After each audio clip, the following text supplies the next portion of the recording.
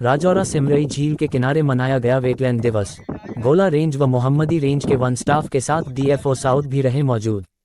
राजौरा के ग्राम वासियों ने अधिकारियों से की सिमरई ग्राम वासियों द्वारा झील में मछली मारने की शिकायत।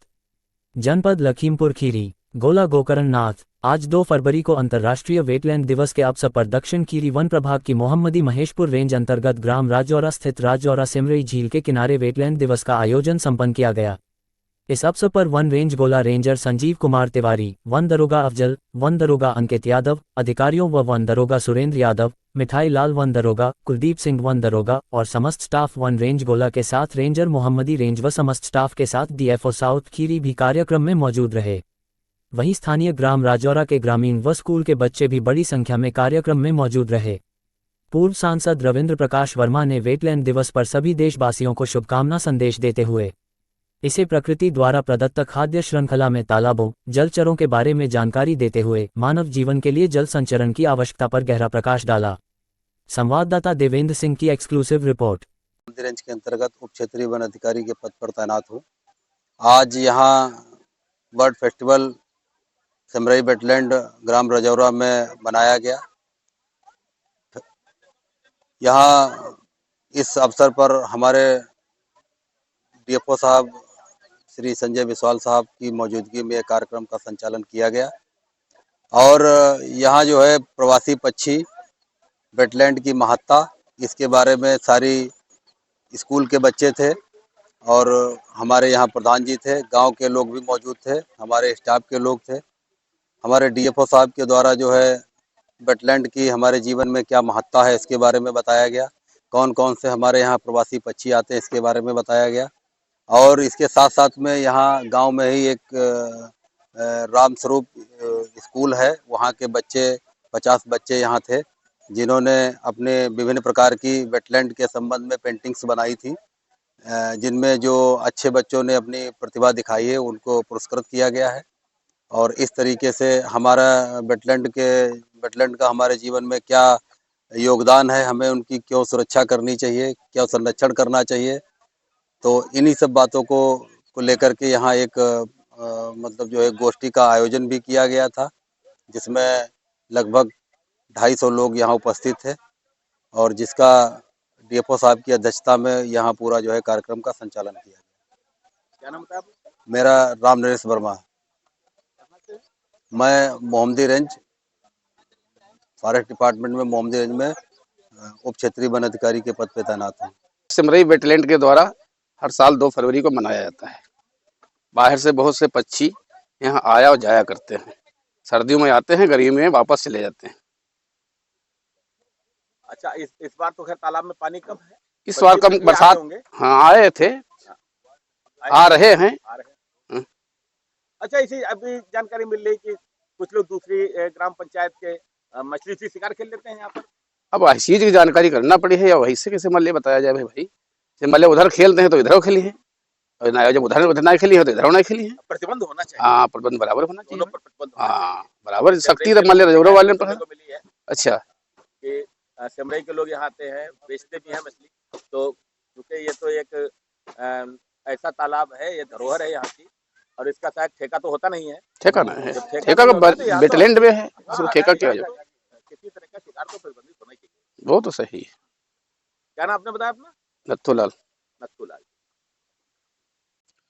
शर्मा जी, आपने ये मौका हमको दिया, आपके लिए आभार। और हम इस मौके का लाभ उठाते हुए अपने देश के सभी लोगों को, विशेषकर युवाओं को वेटलैंड दिवस पर शुभकामनाएं देना चाहते हैं, बधाई भी देना चाहते हैं और इस बात का आग्रह करना चाहते हैं कि जिस तरीके से प्रकृति में परिवर्तन, मौसम में परिवर्तन हो रहा है और प्रकृति की जो फूड चेन है वो कहीं ना कहीं से विखंडित हो रही है आदमी के क्रियाकलापों के फलस्वरूप। उससे जो है बहुत बड़े नुकसान पूरी मानवता के सामने आ रहे हैं और आने वाले भी हैं। हमारी जो फूड चेन है और ये जो पूरा इकोसिस्टम है ये आपसे संबंधित है, हर चीज़ एक दूसरे से जुड़ी हुई है और जब उस पूरी चेन के अंदर एक क्रम टूटता है तो बाकी के पीछे का हिस्सा भी बिखरने लगता है। आदमी चूंकि फूड चेन की टॉप पर है तो आखिर में उसी को भुगतना पड़ेगा। जैसे जैसे आबादी बढ़ रही है, प्राकृतिक संसाधनों की कमी होती जा रही है और अब प्राकृतिक संसाधनों को सहेज के रखना ये हम सब लोगों की एक जिम्मेदारी बन गई है। विशेष तौर पर जो नई पीढ़ी है उसको लंबा जीवन जीना है और इस लंबे जीवन में एक अच्छी लाइफ जीनी है। इसके लिए उसको फूड चेन की सुरक्षा के लिए सामने आना होगा। जिला खेरी इस मामले में किस्मती है कि यहाँ पर बहुत सारे वेटलैंड्स हैं और ये वेटलैंड जो है ये भूजल संचरण का काम करते हैं कि जो पानी का लेवल है, हमारे सिंचाई में पानी इस्तेमाल होता है तो जितना पानी इस्तेमाल हो रहा है उसका भूजलन नहीं हो रहा। शहरों में भी हमने देखा है कि जितना पानी निकाला जाता है उतना भरा नहीं जाता, तो जमीन में नीचे पानी बनता नहीं है, वहाँ रखा हुआ है। उसको आप चाहें तो एक दिन में इस्तेमाल कर लें और चाहें तो जीवन भर थोड़ा थोड़ा करके इस्तेमाल करें। तो पानी को इकोनॉमाइज करने की ज़रूरत है, उसकी ऑडिट करने की ज़रूरत है और स्पेशली जो वेटलैंड है उनके माध्यम से ये जो पुनर्जल भरण का जो कार्य है ये भी किए जाने की ज़रूरत है। हालांकि नगर पालिकाओं में प्रावधान किए गए थे कि वाटर रिचार्जिंग सिस्टम्स बनाए जाएंगे, लेकिन वो स्कीम बहुत कामयाब नहीं हो पाई है।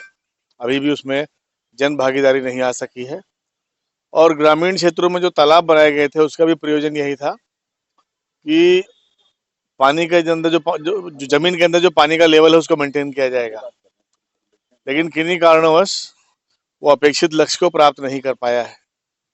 ऐसी स्थिति में जो प्राकृतिक ये वेटलैंड बने हुए हैं इसमें एक बहुत बड़ी रेंज जीव जंतुओं की होती है जो उस फूड चेन के लिए जरूरी है, जो फूड चेन पूरी मानवता को सस्टेन कर रही है, उनको संभाल के रखे हुए है। मैं चाहता हूँ कि हमारी जो युवा पीढ़ी है, स्पेशली जो स्कूल जाने वाले बच्चे हैं, वो इस चीज़ को समझें और इस पूरी फूड चेन को कैसे मेंटेन करना है उसके लिए जिम्मेदार बने और धरती में कितना पानी रहना चाहिए इसके ऊपर निर्णय लें और पानी का ऑडिट चालू करें। जितना पानी कंज्यूम किया जा रहा है खेती में या निजी काम के लिए उसका ऑडिट चालू करें, जिससे कि धरती के अंदर ज़मीन में पानी की कमी ना पड़नी पाए और जो फूड चेन है, जो इकोसिस्टम है, वो बदस्तूर कायम रहे, जिससे कि ज़िंदगी कायम रहे और अपनी पूरी क्वालिफिकेशन के साथ में कायम रहे। सभी को बहुत बहुत शुभकामनाएं।